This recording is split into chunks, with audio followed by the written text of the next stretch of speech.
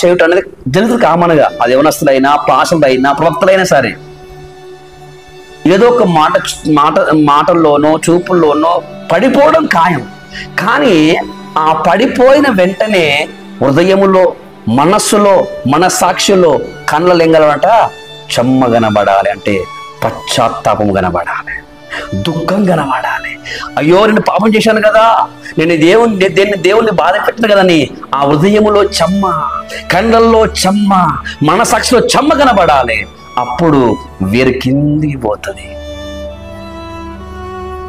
కానీ చాలా మంది ఈ రోజుల్లో దేవుని సేవకుని కానీ దేవుని కానీ అవసరాన్ని బట్టి వాడుకొని బయటికి నెట్టేసేటటువంటి వారు ఉన్నారు. హల్లెలూయా. అది ఎంత వేరుంటది కానీ వేరు కిందికి పోవట్లేదు. ఎందుకు ఎండిపోతుంది అంటే దానికి గల కారణం ఏంటంటే వాక్యాన్ని సంతోషంగా వింటారు, అంగీకరిస్తారు, కొంచెం రాగానే మళ్ళీ వెంటనే పడిపోతారు. కారణం ఏంటంటే కొంచెమే తగ్గింపు ఉంది, కొంచెమే విధేయత ఉన్నది, కొంచెమే శ్రమపడే మనసు ఉంది. కానీ లోపట ఆ రాతి గుండె తీసివేయబడలా. సంపూర్ణమైన విధేయత అనేది లేదు, సంపూర్ణముగా లోబడే మనస్సు లేదు, సంపూర్ణముగా దేవుడి చిత్తానికి అప్పగించుకునే హృదయం లేదు. ఇశ్రాయేలు ప్రజలు బబులోను తిరిగి వచ్చిన తర్వాత ఆ మందిరమును పునర్నిర్మాణం చేయుటకు రకరకాల ఆటంకాలు వచ్చినప్పుడు వారి నోట ఒకే పదం, కృపా కృపా కృపా కృపా కృపా కృపా కృపా కృప.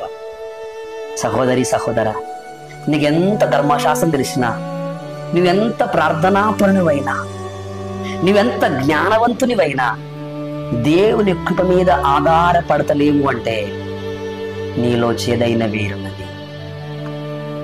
ఈ చేదైన వేరు ఎవరిలో ముడుసలి అంటే నాకంతా తెలుసు, నేనంతా చేయగలను, అంతా చెప్పగలను, నేను పాడగలను, చెప్పగలను, నేను చేయగలను, నాకు ఎవడి దయ అవసరంలా, నాకు ఎవడి కృప అవసరం లేదు, నేనంటే ఏమనుకున్నావు అన్న భావన ఎప్పుడైతే వచ్చేసిందో ఆ భావన, ఆ గర్వము, ఆ అహంకారం వేస్తుందంటే దేవుని కృపను పొందకుండా నీ హృదయమును కఠినపరుస్తుంది, దేవునికి నీకున్న సంబంధాన్ని తెంచివేస్తుంది.